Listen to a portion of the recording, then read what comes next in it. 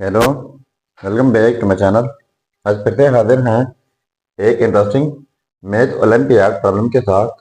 वो यह है 6 power x - 5 power x is equal to 11। इसमें ये x अननोन है। x की कीमत फाइंड आउट कर लेते हैं कि x की क्या कीमत है। चलिए स्टार्ट कर लेते हैं। देखो 6 power x - 5 power x is equal to 11। तो यहाँ पर 6 पावर x है। यहाँ पर मैं पावर लेता हूँ 2/2 और यहाँ पर भी पावर लेता हूँ 2/2। तो इनके लिए हमारे पास एक रूल है, वो यह है कि जब किसी बेस के ऊपर दो पावर्स हो तो वो पावर्स प्रोडक्ट भी होते हैं और वो पावर आप एक्सचेंज भी कर सकते हैं इस तरीके से। तो इस 6 के ऊपर दो पावर दोगे, एक x दूसरा 2/2 और यहाँ पर भी कुछ इस तरीके से। तो हमने यह पढ़ा कि जब किसी बेस की ऊपर दो पावर हो तो प्रोडक्ट भी होते हैं, एक्सचेंज भी होते हैं। तो मैं कुछ यू लिख लेता हूँ, इन दोनों पावर्स को x/2 कर देता हूँ ये वाला, और ये पावर जो है होल में लिख लेता हूँ माइनस यहाँ पर भी कुछ इस तरीके से 5 पावर x/2 होल पावर ये वाला 2 इज इक्वल टू 11।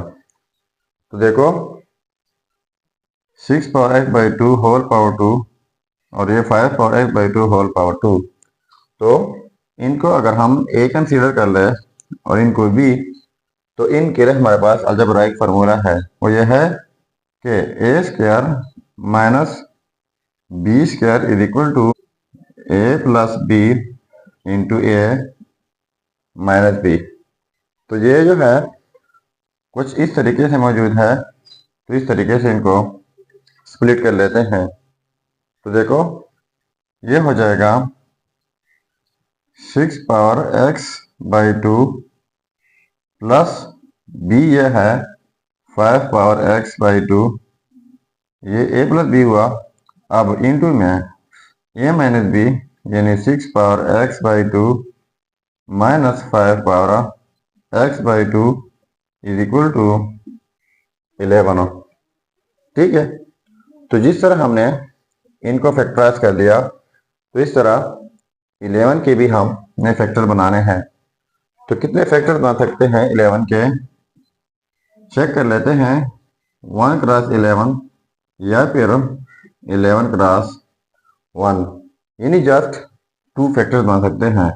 ये कंसीडर कर लें या फिर ये वाले। तो यहाँ पर हम लिख लेते हैं ये वाला, यानी 11 क्रॉस 1, क्योंकि यहाँ पर बीच में प्लस है, यानी ग्रेटर नंबर है, और यहाँ पर माइनस है तो ये लेस नंबर है। तो इसलिए ग्रेटर के लिए पहले वाला ग्रेटर नंबर लिख दिया और लेस के लिए आखिर वाला लेस। तो अब हमने इनको कंपेयर करना होगा। तो लिख लेते हैं 6 power x/2 plus 5 power x/2 equal लिख लेते हैं 11 का। अब दूसरा ये है कि 6 power x/2 minus 5 power x/2 is equal to 1। ठीक है। तो ये हमारे पास दो इक्वेशन बन गई है, इक्वेशन 1 और इक्वेशन 2। अब हम इन दोनों इक्वेशंस को ऐड कर लेता हूँ। तो अब जब ऐड कर लेते हैं तो पॉजिटिव वाला नेगेटिव वाला कैंसिल आउट हो जाएंगे, और ये 2 टाइम्स 6 पावर x/2 हो जाएगा इज इक्वल टू 11 प्लस 1 हो जाएगा 12। अब बोथ साइड्स डिवाइड कर लेते हैं 2 से।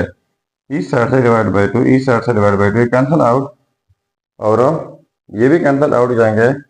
2 1 2, 2 6 12। तो ये हमारे पास रह गया। तो हमारे पास रह गया 6 power x/2 is equal to 6। ठीक है, यानी यहाँ पर जो है पावर 1 है।